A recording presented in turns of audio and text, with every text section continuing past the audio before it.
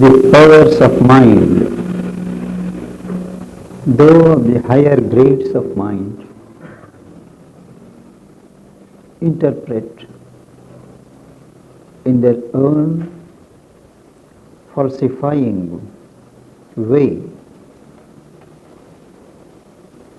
the workings of the time, spirit, or the inner nature. Now he speaks of how every act and every thought of God is subjected to the accounting process of the mind and interpreted as inevitable steps in the working out of necessity. It is no more a movement of the free will of God, but always related to an antecedent cause leading to an anticipated effect. To read the lines, in the wide sequence of necessity steps predicted, every act and thought of God,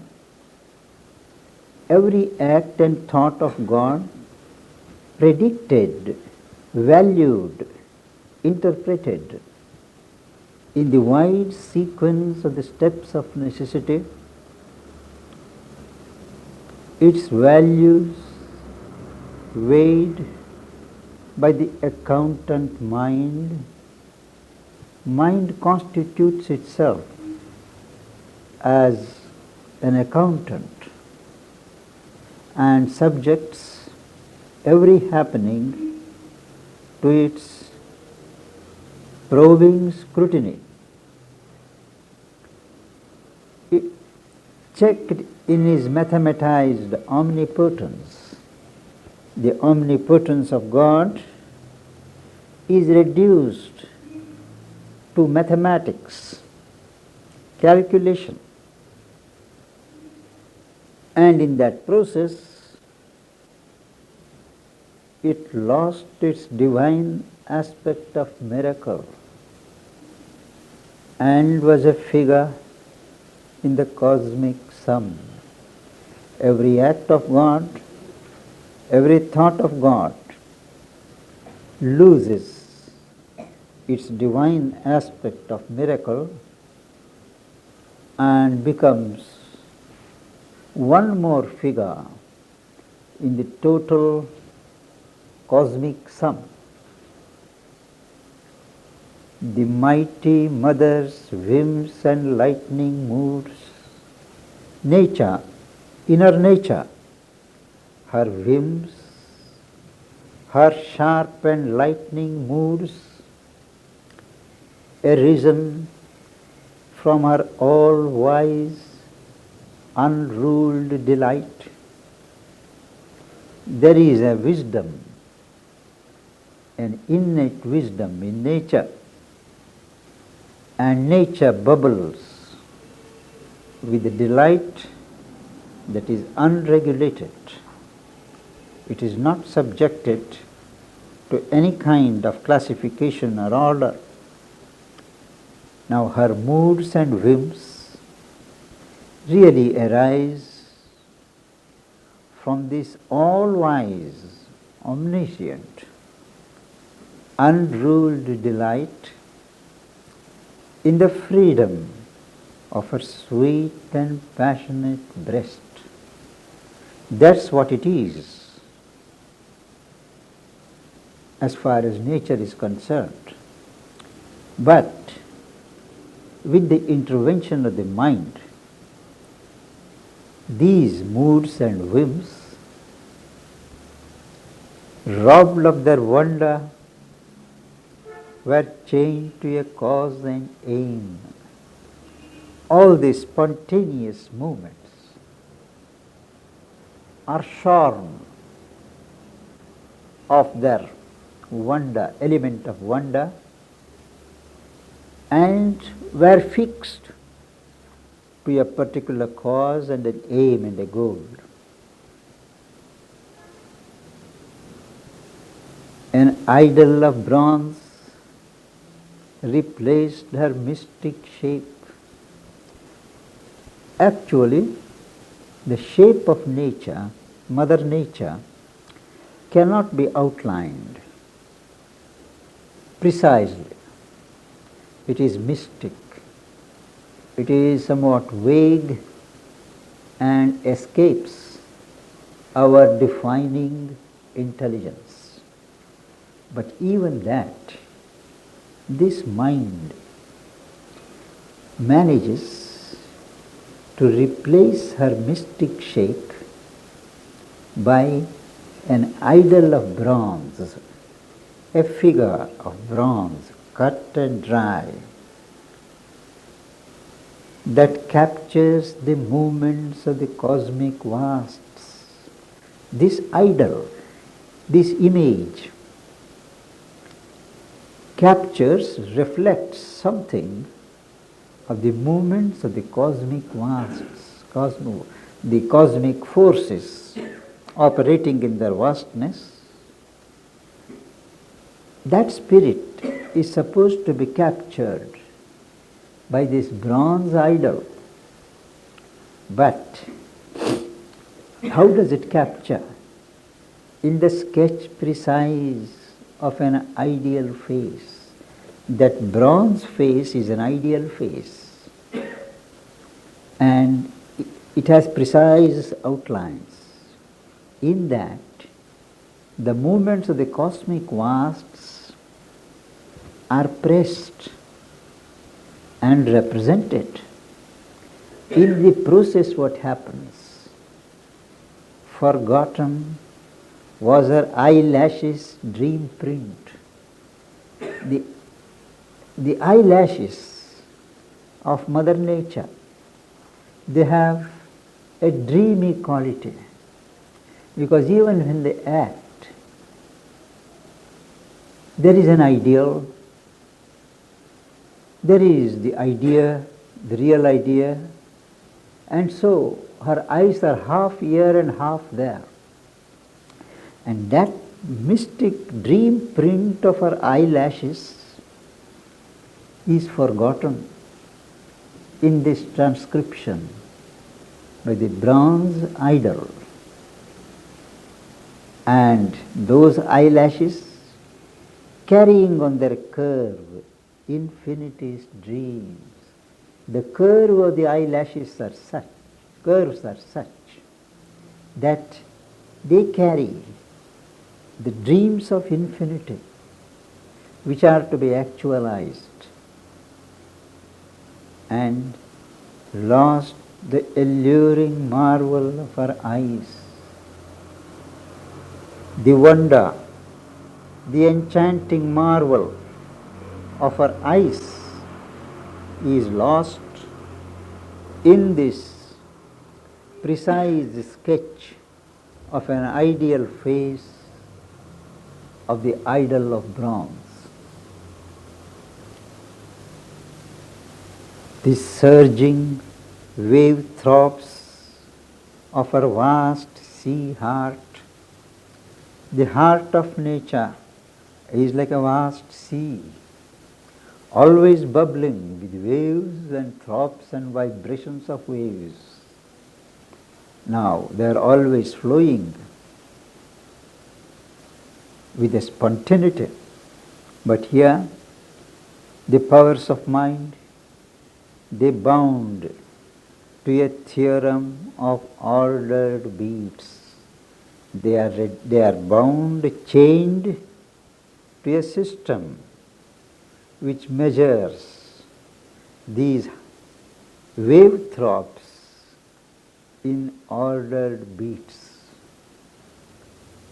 Her deep designs nature's deep designs, which from herself she had veiled, from her frontal self, from her external self, nature hides the deep designs which are held in her inner depths. Now these designs, in this reign or rule of mind, bold, self-revealed in their confessional.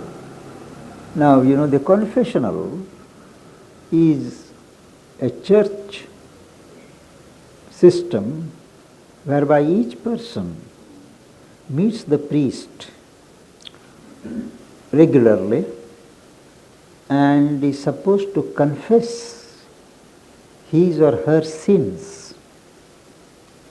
And in the very act of confessing those sins, the person is said to be absolved by the priest on behalf of God. So here, in the church erected by the mind, in their confessional, these deep designs which are hidden from the outer being of nature, they reveal themselves, self-reveal, as if they are culprits. For the birth and death of the worlds they fix the date. These powers of mind formulate a calendar. They fix a date for the birth of worlds and the death of worlds. The diameter of infinity was drawn. Now infinity, in the very nature of it, cannot be measured.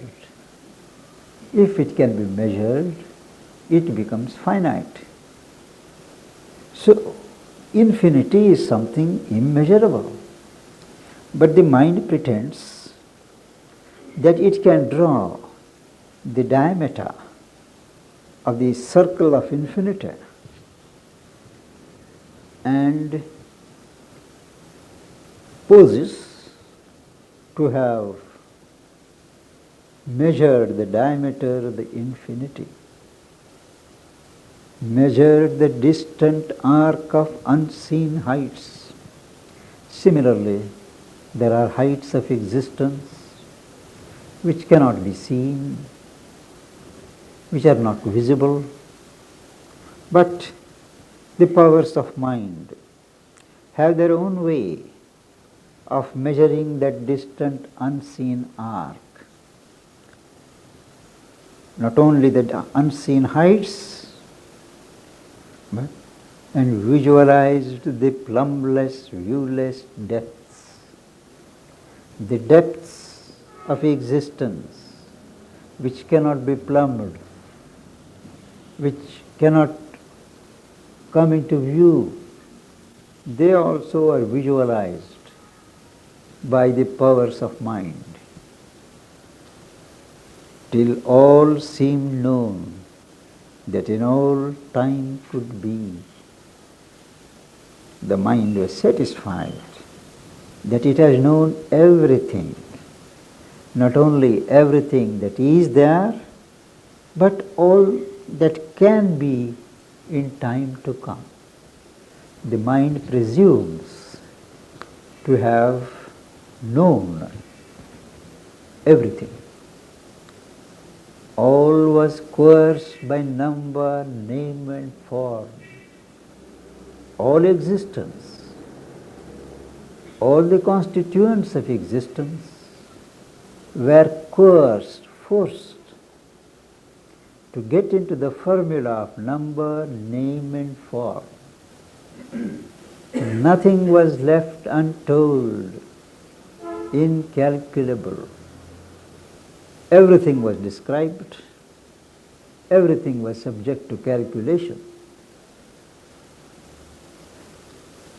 Now the poet says, yet was there wisdom circled with a knot, all their labeled wisdom was surrounded by a zero, because ultimately it amounts to nothing. Yet was their wisdom circled with a knot, truths they could find and hold, but not the one truth. The powers of mind could claim to find and possess a number of truths, but they missed the one truth, from which all these minor truths are derived or seem to be derived. The highest was to them unknowable. By knowing too much, they missed the whole to be known. By knowing everything, as many things as possible in utter detail, they missed the totality, the whole. So in their preoccupation with details, they have missed the whole, which gives meaning to the details. The fathomless heart of the world was left unguessed. The heart of the world, which cannot be fathomed, which cannot be measured, that was left as it is, unguessed. Mind cannot guess what goes on in the heart, and the transcendent, the truth, the reality above the universe, kept its secrecy. Mind could not probe into the reality that transcends this hemisphere of manifestation. That brings us to the description of the second grade, the second layer of the higher mind, of the mind on its higher grades. Now comes the third, in a sublimer and more daring soar, to the wide summit of the triple stairs, bare steps climbed up like glowing rocks of gold, burning their way to a pure absolute sky. Here is the realm where the thought is very pure, bare, free of constructions, free of conceptions.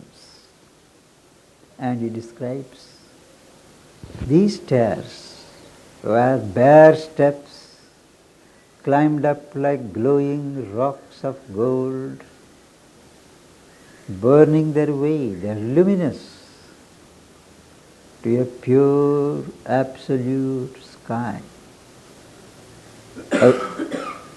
August and few, the sovereign kings of thought.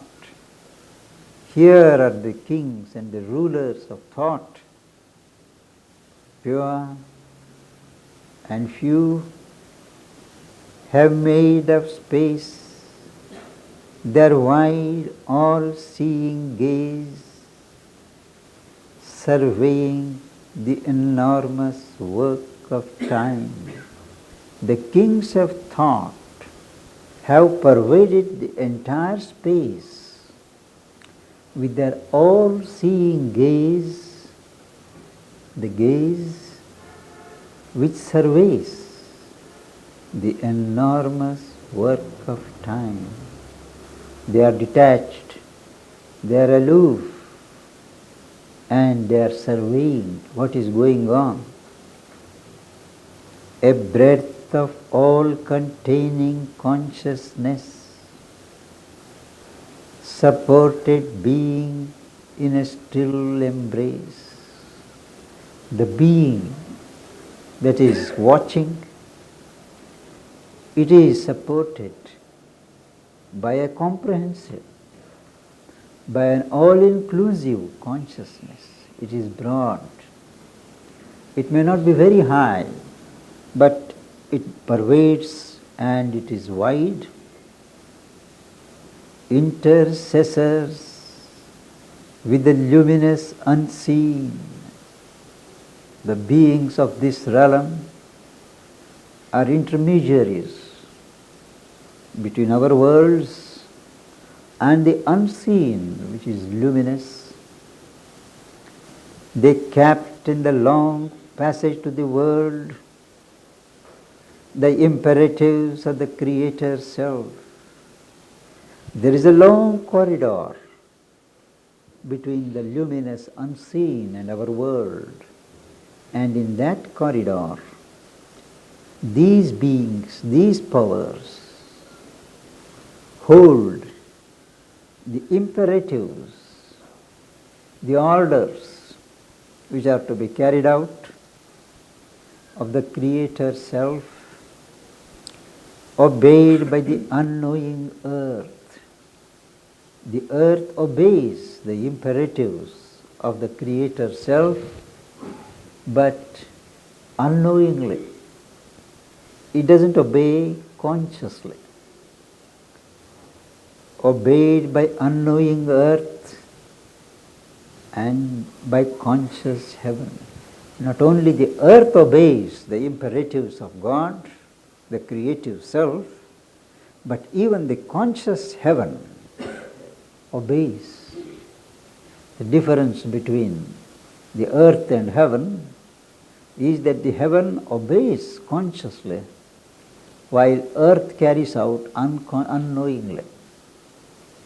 Their thoughts of these kings of thought are partners in its vast control. In the exercise of that control of the imperatives, the thought movement of the kings of thought, they participate as partners. A great, all-ruling consciousness is there, and mind unwitting serves a higher power. At this level, mind, without knowing it starts serving a higher power, which is the power of an all-ruling consciousness. It is a channel, not the source of all. The mind comes in its true role here. It is a channel, but not the source of all. Now, here is the observation of the poet.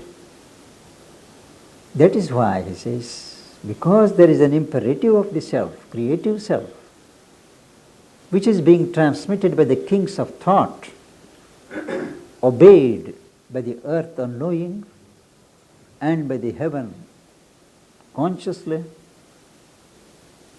the cosmos is no accident in time. This world of ours, this great series of worlds of which we form a part, it is not an accident. It is not something that has come to be fortuitously. There is a meaning in each play of chance. What we don't understand, what we cannot explain, we call it chance. But he says, there is a meaning in each play of chance.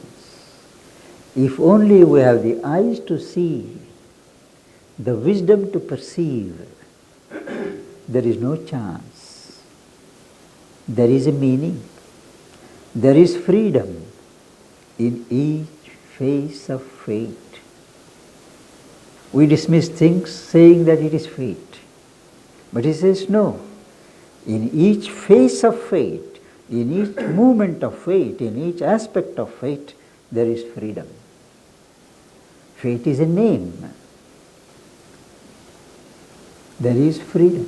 Behind fate, there is a freedom of my soul which has erected that fate. Fate comes into being by the exercise by my soul of its freedom to grow in whatever way it chooses. That is why elsewhere Sri Aurobindo says that the soul is the architect of its fate. Fate is the child of past energies. Whose energies? Our own. Fate is not something with which we are saddled by an outside agency. Fate is not something that is determined for us by God. It is determined by us for ourselves. And the origin of fate is an exercise of free will by each one of us. And an accumulated result of our exercise of choice becomes destiny, becomes fate. So he says, there is a freedom in each phase of fate. A wisdom knows and guides the mysteried world. This world may be a mystery, full of mystery. We may not be able to explain its various movements, but there is a wisdom. There is a divine wisdom which knows where it goes, and it not only knows but it guides. Prajna netroyam lokaha. In the Aitareya Upanishad there is a passage which says, Prajna netraha ayam lokaha. This world has wisdom for its eye. It is not something that is left to itself, but there is a wisdom, direction of God in its total movement. A wisdom knows and guides the mysteried world. A truth gaze shapes its beings and events. There is a gaze of the creative Godhead, which is truth in manifestation. And that gaze really shapes all the beings, all the forms and all the movements and all the events of this mysterious world. A word self-born upon creation's heights. This word is something not created, not produced, but self-born. A word self-born upon creation's heights, voice of the eternal in the temporal spheres, voice of the eternal in these domains of time, prophet of the seeings of the absolute.